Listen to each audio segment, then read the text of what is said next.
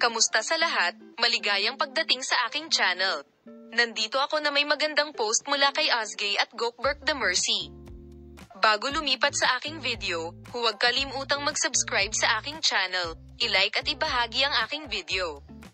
Sa isang kasiyasyang pag-unlad na nagpapainit sa puso ng kanilang mga tagahanga, ang Turkish stars na sina Ozgay Yildiz at Gokberk The Mercy ay nagpapatuloy sa kanilang mga seremonya ng kasal sa relihiyon ng masigasig.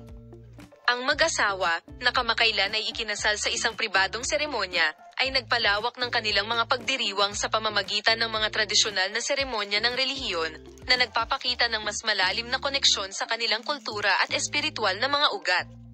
Ibinahagi ng mga source na malapit sa mag-asawa na ang pangako nina Ozgay Yildiz at Gokberk The Mercy sa isa't isa ay hindi limitado sa isang seremonya kundi sumasalamin din sa mga relihiyosong pagdiriwang.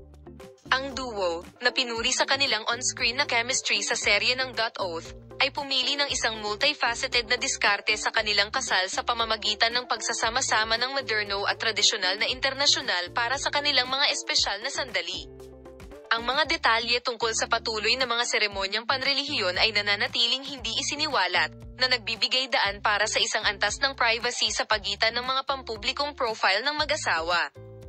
Gayunpaman, lumabas sa social media ang mga larawan ng mag-asawa na nagsasagawa ng mga masasayang ritual kasama ang kanilang malalapit na kaibigan at pamilya.